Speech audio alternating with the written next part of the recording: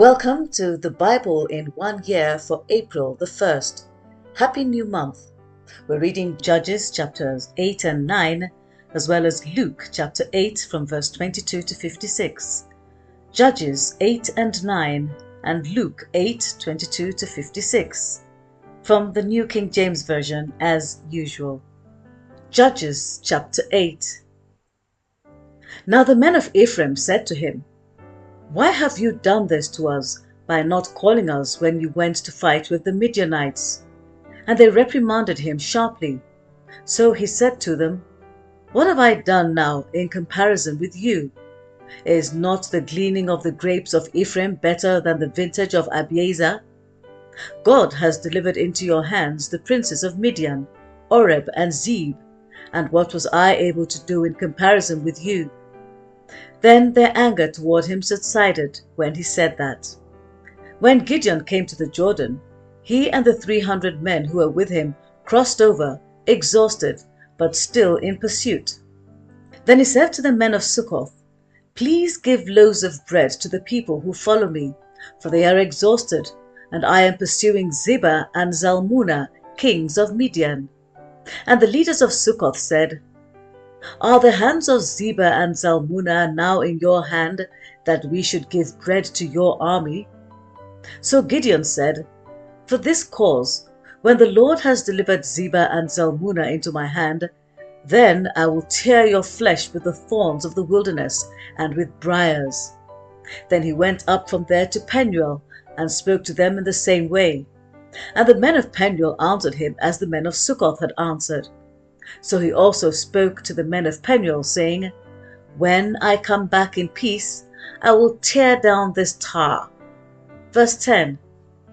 Now Zebah and Zalmunna were at Karkor, and their armies with them, about 15,000, all who were left of all the army of the people of the east, for 120,000 men who drew the sword had fallen. Then Gideon went up by the road of those who dwell in tents on the east of Nobah and Jogbeha, and he attacked the army while the camp felt secure. When Zebah and Zalmunna fled, he pursued them, and he took the 2 kings of Midian, Zebah and Zalmunna, and routed the whole army. Then Gideon the son of Joash returned from battle from the ascent of Heres, and he caught a young man of the men of Succoth and interrogated him. And he wrote down for him the leaders of Succoth and its elders, 77 men.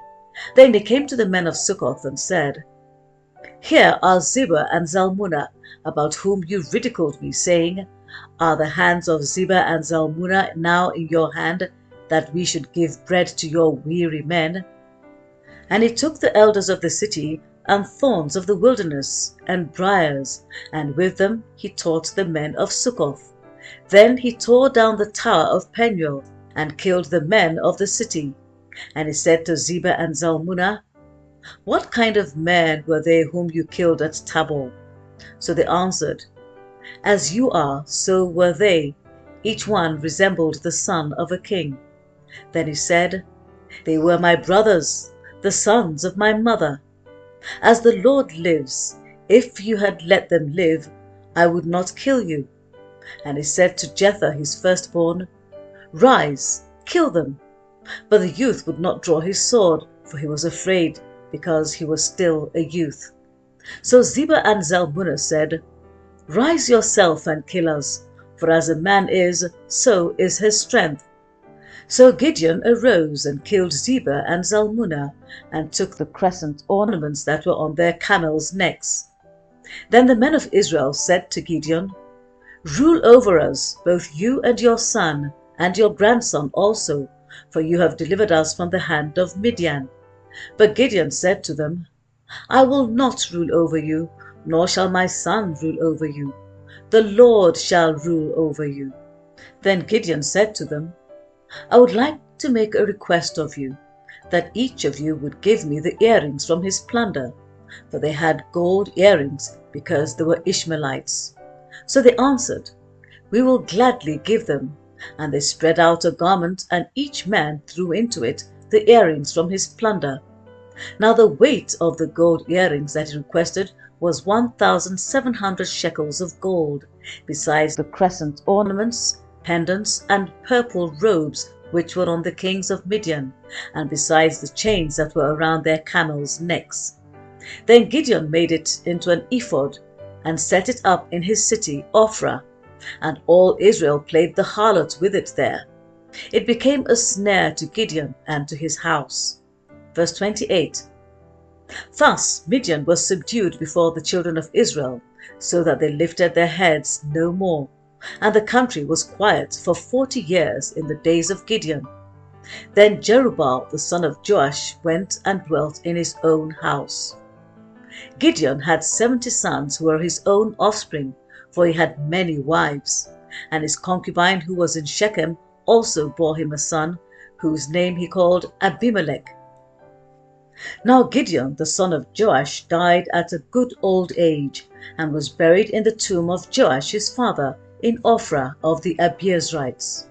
So it was, as soon as Gideon was dead, that the children of Israel again played the harlot with the Baals, and made Baal-berith their god. Thus the children of Israel did not remember the Lord their God, who had delivered them from the hands of all their enemies on every side. Nor did they show kindness to the house of Jerubbaal, Gideon, in accordance with the good he had done for Israel. Chapter 9. Then Abimelech the son of Jerubbaal went to Shechem to his mother's brothers, and spoke with them, and with all the family of the house of his mother's father, saying, Please speak in the hearing of all the men of Shechem. Which is better for you, that all 70 of the sons of Jerubbaal reign over you, or that one reign over you?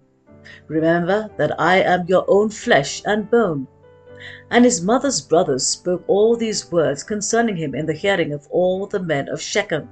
And their heart was inclined to follow Abimelech, for they said, He is our brother. So they gave him 70 shekels of silver from the temple of Baal-berith, with which Abimelech hired worthless and reckless men, and they followed him. Then he went to his father's house at Ophrah, and killed his brothers, the 70 sons of Jerubbaal, on one stone. But Jotham, the youngest son of Jerubbaal, was left, because he hid himself. And all the men of Shechem gathered together, all of Beth Millo, and they went and made Abimelech king beside the terebinth tree at the pillar that was in Shechem. Now when they told Jotham, he went and stood on top of Mount Gerizim, and lifted his voice and cried out. And he said to them, Listen to me, you men of Shechem, that God may listen to you. The trees once went forth to anoint a king over them, and they said to the olive tree, Reign over us. But the olive tree said to them, Should I cease giving my oil with which they honor God and men, and go to sway over trees? Then the trees said to the fig tree, You come and reign over us. But the fig tree said to them, Should I seize my sweetness and my good fruit, and go to sway over trees? Then the trees said to the vine, You come and reign over us. But the vine said to them, Should I seize my new wine, which cheers both God and men, and go to sway over trees? Then all the trees said to the bramble, You come and reign over us. And the bramble said to the trees, If in truth you anoint me as king over you, then come and take shelter in my shade. But if not, let fire come out of the bramble, and devour the cedars of Lebanon. Now therefore, if you have acted in truth and sincerity in making Abimelech king, and if you have dealt well with Jerubbaal and his house, and have done to him as he deserves, for my father fought for you, risked his life, and delivered you out of the hand of Midian, but you have risen up against my father's house this day, and killed his 70 sons on one stone, and made Abimelech the son of his female servant king over the men of Shechem, because he is your brother. If then you have acted in truth and sincerity with Jerubbaal and with his house this day, then rejoice in Abimelech, and let him also rejoice in you. Verse 20. But if not, Let fire come from Abimelech and devour the men of Shechem and Beth Millo, and let fire come from the men of Shechem and from Beth Millo and devour Abimelech. And Jotham ran away and fled, and he went to Beer and dwelt there, for fear of Abimelech his brother. After Abimelech had reigned over Israel 3 years, God sent a spirit of ill will between Abimelech and the men of Shechem, and the men of Shechem dealt treacherously with Abimelech, that the crime done to the 70 sons of Jerubbaal might be settled, and their blood be laid on Abimelech their brother who killed them, and on the men of Shechem who aided him in the killing of his brothers. And the men of Shechem set men in ambush against him on the tops of the mountains, and they robbed all who passed by them along that way, and it was told Abimelech. Now Gaal the son of Ebed came with his brothers, and went over to Shechem, and the men of Shechem put their confidence in him. So they went out into the fields, and gathered grapes from their vineyards, and trod them, and made merry, and they went into the house of their God, and ate and drank, and cursed Abimelech. Then Gaal the son of Ebed said, Who is Abimelech, and who is Shechem, that we should serve him? Is he not the son of Jerubbaal, and is not Zebul his officer? Serve the men of Hamor the father of Shechem. But why should we serve him? If only this people were under my authority, then I would remove Abimelech. So he said to Abimelech, Increase your army and come out. When Zebul the ruler of the city heard the words of Gaal the son of Ebed, his anger was aroused, and he sent messengers to Abimelech secretly, saying, Take note, Gaal the son of Ebed and his brothers have come to Shechem, and here they are fortifying the city against you. Now therefore, get up by night, you and the people who are with you, and lie in wait in the field. And it shall be, as soon as the sun is up in the morning, that you shall rise early and rush upon the city. And when he and the people who are with him come out against you, you may then do to them as you find opportunity. Verse 34. So Abimelech and all the people who were with him rose by night and lay in wait against Shechem in 4 companies. When Gaal the son of Ebed went out and stood in the entrance to the city gate, Abimelech and the people who were with him rose from lying in wait. And when Gaal saw the people, he said to Zebul, Look, people are coming down from the tops of the mountains. But Zebul said to him, You see the shadows of the mountains as if they were men. So Gaal spoke again and said, See, people are coming down from the center of the land, and another company is coming from the diviner's terebinth tree. Then Zebul said to him, Where indeed is your mouth now, with which you said, Who is Abimelech, that we should serve him? Are not these the people whom you despised? Go out, if you will, and fight with them now. So Gaal went out, leading the men of Shechem, and fought with Abimelech. And Abimelech chased him, and he fled from him, and many fell wounded to the very entrance of the gate. Then Abimelech dwelt at Arumah, and Zebul drove out Gaal and his brothers, so that they would not dwell in Shechem. And it came about on the next day that the people went out into the field, and they told Abimelech. So he took his people, divided them into 3 companies, and lay in wait in the field. And he looked, and there were the people coming out of the city. And he rose against them and attacked them. Then Abimelech and the company that was with him rushed forward and stood at the entrance of the gate of the city. And the other 2 companies rushed upon all who were in the fields and killed them. So Abimelech fought against the city all that day. He took the city and killed the people who were in it, and he demolished the city and sowed it with salt. Now when all the men of the tower of Shechem had heard that, they entered the stronghold of the temple of the god of Berith. And it was told Abimelech that all the men of the tower of Shechem were gathered together. Then Abimelech went up to Mount Zalmon, he and all the people who were with him. And Abimelech took an axe in his hand and cut down a bough from the trees, and took it and laid it on his shoulder. Then he said to the people who were with him, What you have seen me do, Make haste and do as I have done." So each of the people likewise cut down his own bough, and followed Abimelech, put them against the stronghold, and set the stronghold on fire above them, so that all the people of the Tower of Shechem died, about 1,000 men and women. Verse 50. Then Abimelech went to Thebez, and he encamped against Thebez and took it.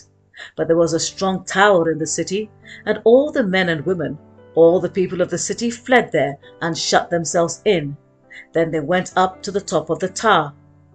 So Abimelech came as far as the tower and fought against it, and he drew near the door of the tower to burn it with fire. But a certain woman dropped an upper millstone on Abimelech's head and crushed his skull. Then he called quickly to the young man, his armor-bearer, and said to him, "Draw your sword and kill me, lest men say of me, 'A woman killed him.'" So his young man thrust him through, and he died. And when the men of Israel saw that Abimelech was dead, they departed, every man to his place.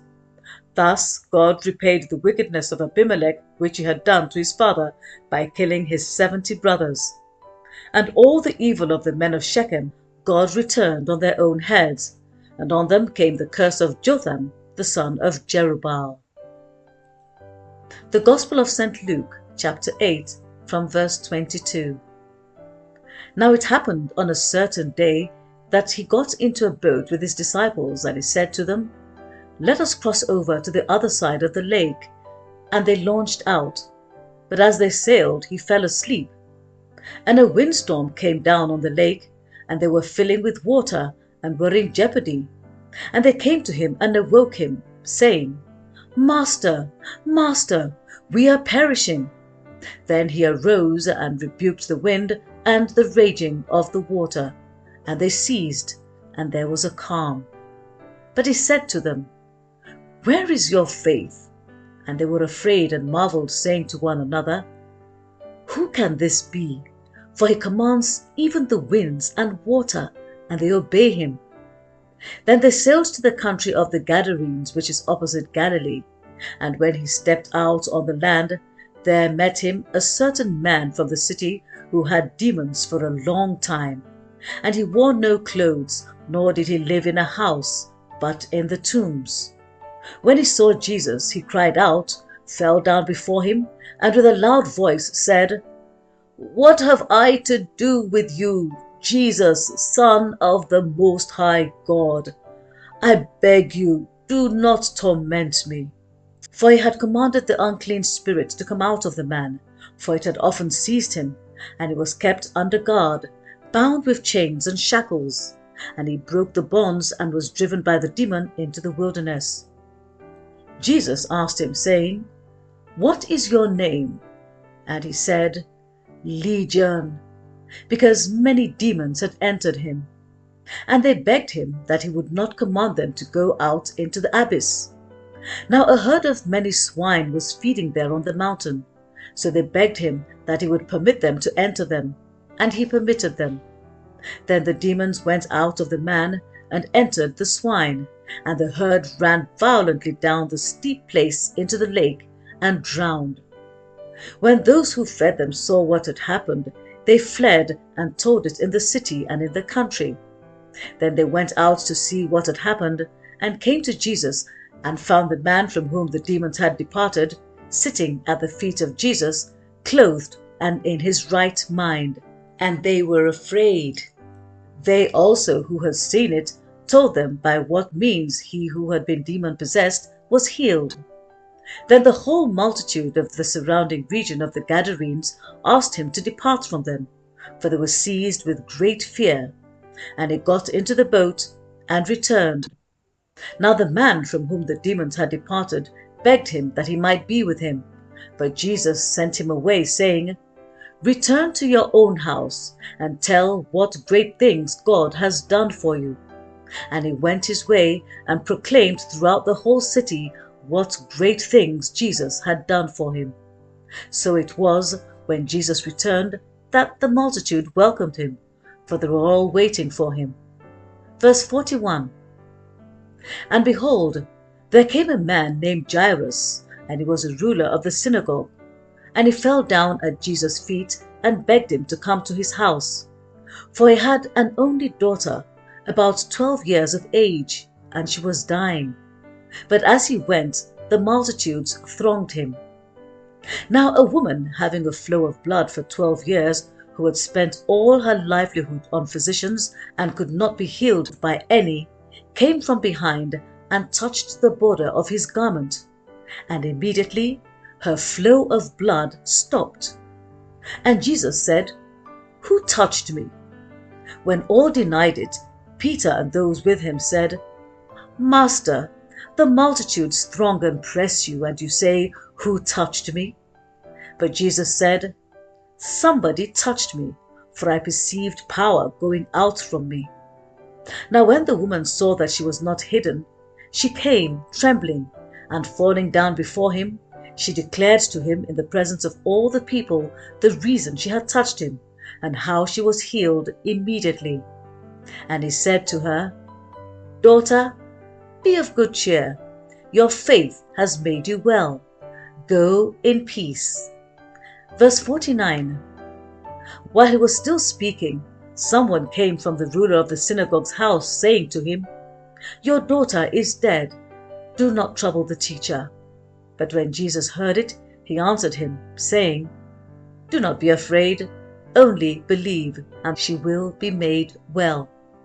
When he came into the house, he permitted no one to go in except Peter, James, and John, and the father and mother of the girl. Now all wept and mourned for her, but he said, "Do not weep. She is not dead, but sleeping." And they ridiculed him, knowing that she was dead. But he put them all outside, took her by the hand, and called, saying, "Little girl, arise." Then her spirit returned, and she arose immediately, and he commanded that she be given something to eat. And her parents were astonished, but he charged them to tell no one what had happened. Only believe. May we also increase in faith as we continue to read and hear and meditate upon the Word of God. So shall it be, in the most excellent name of Jesus. Amen.